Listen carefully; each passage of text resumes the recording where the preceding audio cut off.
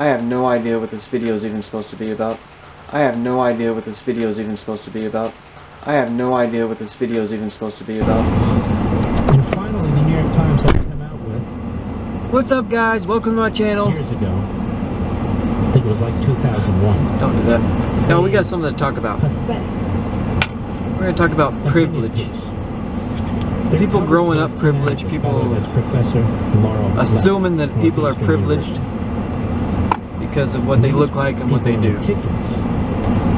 When I was growing up, we were able to live a good life because of what my father did with his life.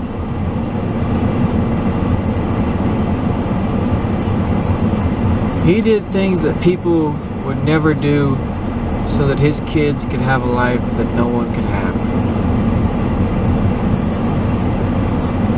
And that just means that, let's start from the beginning, okay? He was an only child. His parents were great. I only met them, they died when I was like 6 years old. I never really got to meet them, but I knew of them. He was the only child. He did so many great things in high school. Swim team. He swam with Doug Russell. And he was practicing with Doug Russell. And he was almost on the same level as Doug Russell.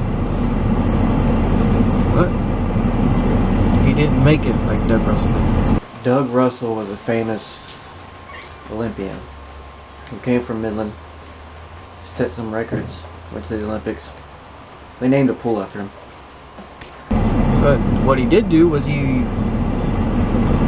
decided he wanted to go to the Army. So he enrolled in the Army. This is during Vietnam. Goes through infantry training. What's the other one? Officer training.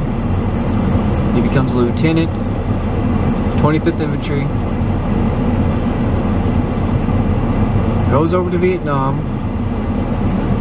He's in Bravo Company, 3rd of the 22nd, 25th Infantry.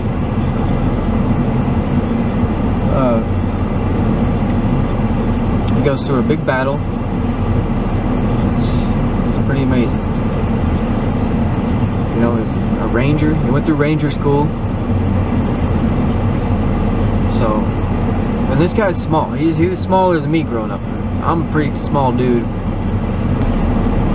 After he gets out of Vietnam, he becomes a captain. They give him the rank of captain. I think he serves another year over in the States training a mortar platoon. Something like that. So he gets out, he comes back home to Midland. That's when he started getting into stock car racing. Builds his race cars, gets his crew chief. They build race cars together, meets all his friends. He starts mountain climbing around the same time. So he's doing these mountain climbing things, he's racing cars. And then me and my brother come along. Well, my older stepbrother, he comes along too. First, yes. He was there first. When he met my mom, bam, he got Brian. So then he wants kids of his own. Bam has my older brother, Chad. So he's doing these mountain climbing things, he's doing racing. He's an alcoholic. Was an alcoholic. Then 4 years later, after my brother was born, bam, I come out. He quits drinking.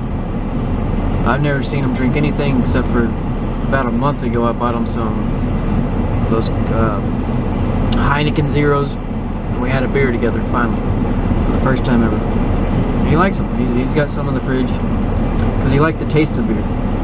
So now I found him one that has absolutely no alcohol in it, because all those alcohol-free beers, they got alcohol in them. So where was I? Yeah, so I'm born. He's still into racing. He starts racing mini sprints. Where am I going with this? Oh yeah, being privileged. Anyways, his father drills some wells, runs an oil company. And back then, oil wasn't that big, so we got into it cheaply. And then, as the business grew, it started getting bigger. So when we were growing up, we could do anything we wanted to. All we had to do was, hey, Mom, Dad, can we do this? Yeah. So we started doing go-kart racing. We started racing BMX.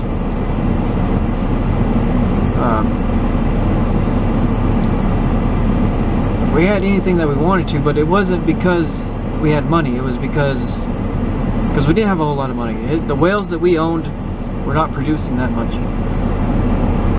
It wasn't a giant money. You think oil field and you think, oh, these people are making millions. No. It was a small business. And I started working for my dad at, I think, 9 years old. Well, I went out and started working. So, started working at 9 years old in the oil field. It wasn't like drilling or anything. It was production side. You go out and clean an oil spill, or you go out and paint, do a little maintenance. That's what I was doing at 9, 10 years old. And I was able to save enough money to when I was 16, I bought my own car. Because all that money we didn't keep. We got an allowance of $20 a week. And usually I spend it at Toys R Us buying Legos. Which is why I got a whole big old tub of Legos in there. That's pretty much, Friday came around and I was like, I guess I'll go buy some Legos. Okay, it was Toys R Us every Friday growing up. Yeah, so I bought my first car. Most of these privileged people that grew up rich, oh, their daddy buys them the cars and stuff. And it wasn't like that. I saved up that money from working out in the oil field, painting and cleaning up oil spills, where I could go, when I was 16 years old, go put $3,000 down and buy a used, it was a 95 Honda Civic. That's how I did it. So everybody out there thinks I'm privileged, that I grew up privileged just because my parents worked in the oil field or anything like that. That's not the case. I do know a lot of people that grew up where their first car was like a fucking Mercedes or a BMW, anything like that, because, or a big old jacked up truck. I look at those people and I laugh, because if you're privileged like that, you're not gonna make it in this world. You really ain't. You're gonna make it like money wise, but you're not gonna make it street smart, because you just won't. We were not privileged. We were, but we weren't. I learned a lot from my dad because of the things he went through, and it just passed on. And he didn't teach me very much, but he was encouraging throughout whatever I wanted to do, which always led me to working on cars and working on bikes, racing, and doing all that, which is what I'm doing now, working on cars, because I love it. I love lifting a hood on a car and doing something to it. What I'm trying to get at is privilege ain't a bad thing. There's levels of privilege. I was privileged because I had a great family that was safe, that had everything that they needed. There was no struggle really after I was born. Before that, maybe they had a little bit. They always made it. We've always made it since then. I think me and my brother took advantage of that privilege, and became drug addicts, and just took advantage of my parents' money and used it to buy drugs all the time, ripped them off a lot, sold everything they had. It was bad. bad 6-7 years.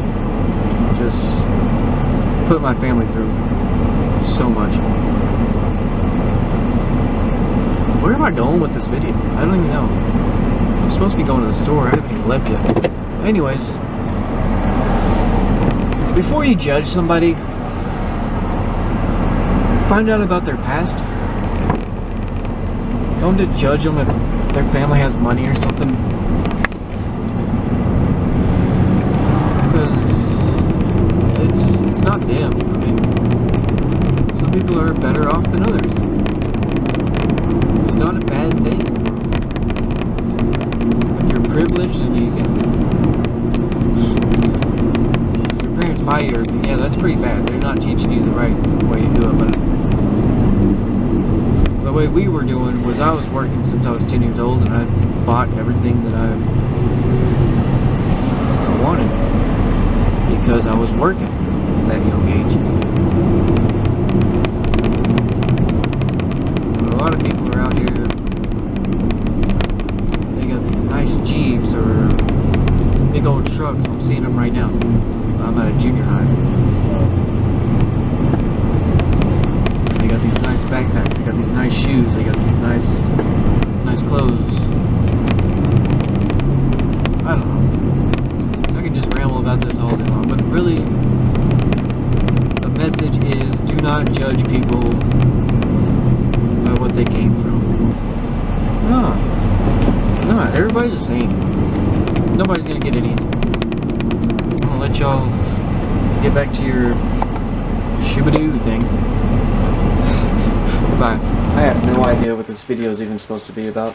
I just remember grabbing the camera, jumping in the car. I started talking about one topic just off the top of my head. If you liked it, let me know.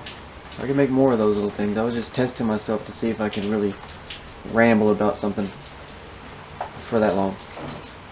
Alright guys. Y'all have a great night. Day, morning,